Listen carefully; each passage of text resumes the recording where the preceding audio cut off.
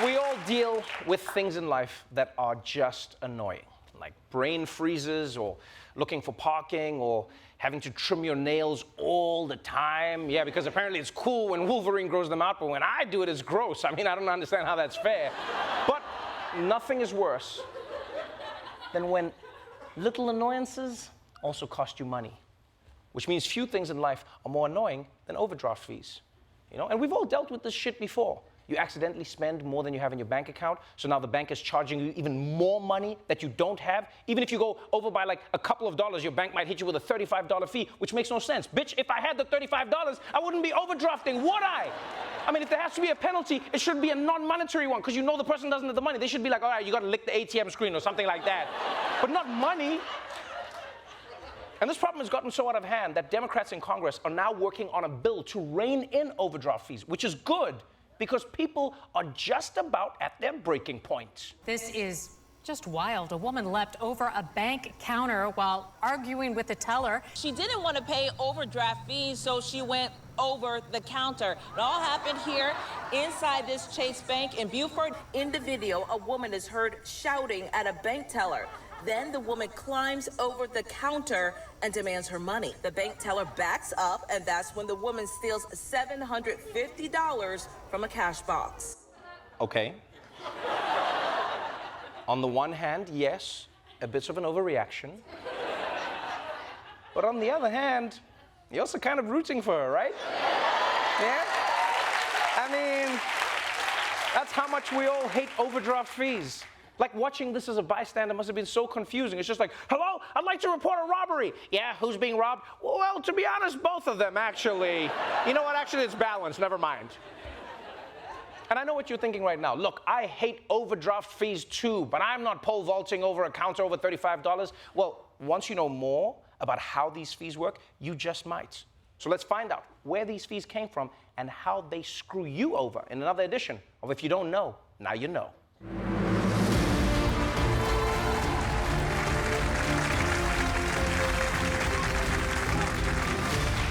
So let's start at the beginning.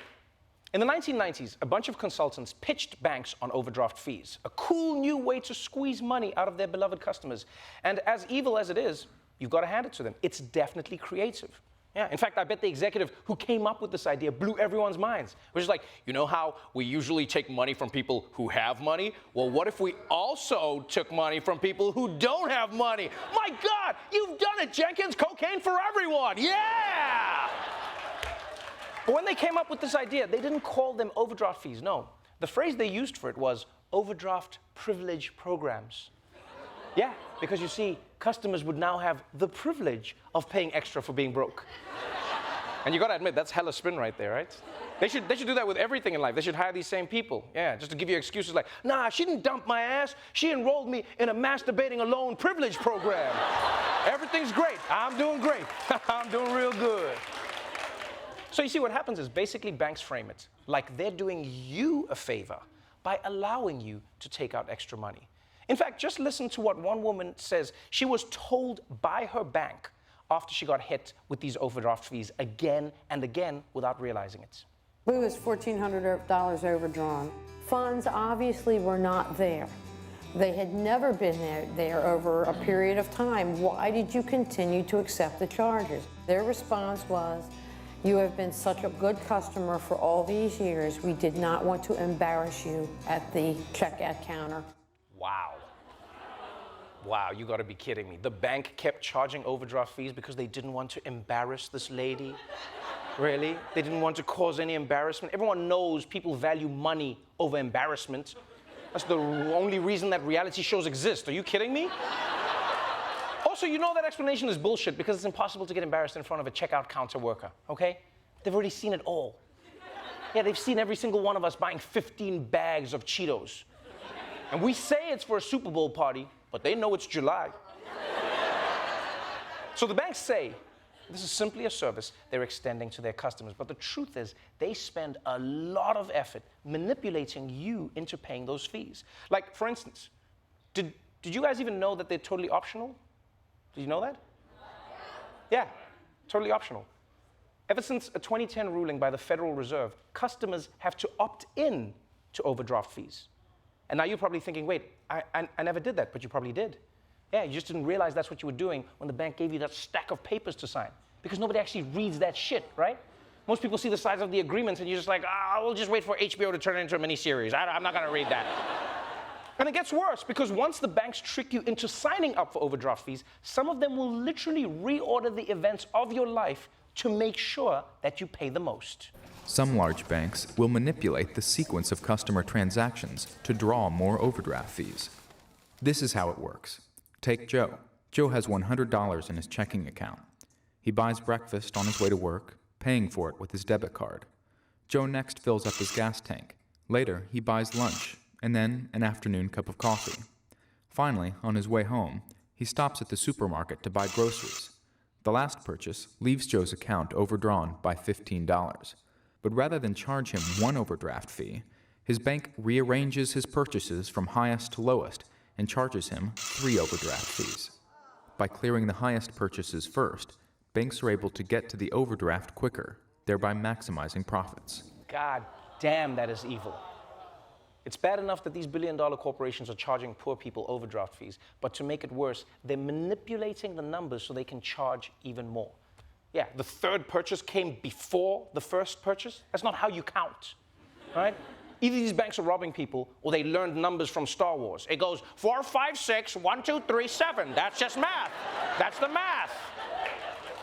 And this is another example of how corporations can commit crimes that none of us can, right? Because this is theft, but they'll be like, oh, no, it's just the way. No, it's theft. No individual can get away with rearranging the sequence of time. You tried this. Every single one of you in this room, you try it. You try it at home. Yeah. Try stealing something from the store, and then when they catch you, be like, no. I know I took it today, but I already paid for it next week. Now, if you'll excuse me. But like most evil plans, there's big money in what the banks are doing. In fact, they collected more than $8 billion in overdraft fees last year, just overdraft fees. Yeah, one bank made so much money off of overdraft fees, the CEO actually named his boat the Overdraft. Yeah, and that's rubbing it in. That's like if Elvis had a boat called Black People's Music. I mean, I get that's how you got rich, but maybe don't advertise it. Oh. Imagine that on your boat. It's like shit, like where's the Somali pirate when you need one, you know? Just for him to be like, look at me, huh? This is a bad name for a boat, huh? Look at me. Now, the good news is some banks seem to be getting the message that customers and Congress are fed up with these fees. Bank of America and TD Bank are settling major lawsuits, while some banks have started ending their overdraft programs voluntarily, which is good. But until Congress passes this law protecting customers from the most egregious overdraft policies, we figured that there was an opening in the market for a bank you can really trust. Sick of overdraft fees that drag you into debt? Wish there was a bank that treated you like an adult? Well, now there is. Nope, you're broke. Introducing Broke Bank.